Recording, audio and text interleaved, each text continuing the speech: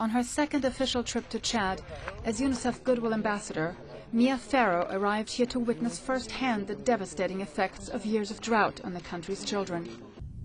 In 2012, over 1 million children will suffer from severe acute malnutrition, an estimated 127,000 in Chad alone.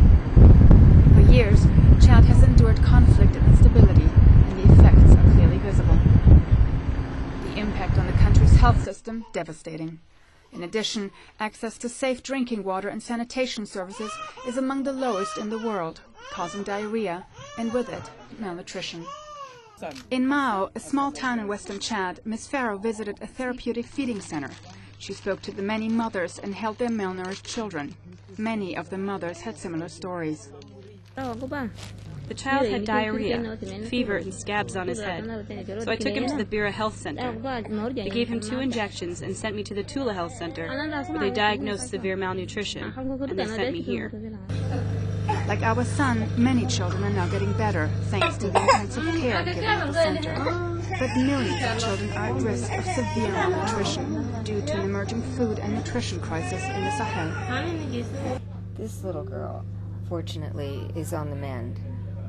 But when she was admitted, she was near death's door. Across the Sahel, which we are now in western Chad, 1 million babies, more than 1 million babies, are at risk of starving in the next months. It's the desertification of this area. It's the repeated failure of crops year after year, and people unable to grow things, the animals die, and the children suffer. So without help, this little girl wouldn't be sitting in my arms. UNICEF and partners have been working with the government of Chad to identify and respond to the crisis.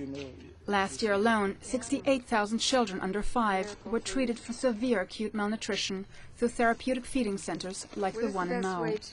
Small oases of crops, like onions and potatoes, where the United Nations Food and Agriculture Organization is eking out a small oasis of crops, like onions and potatoes, amidst arid desert land.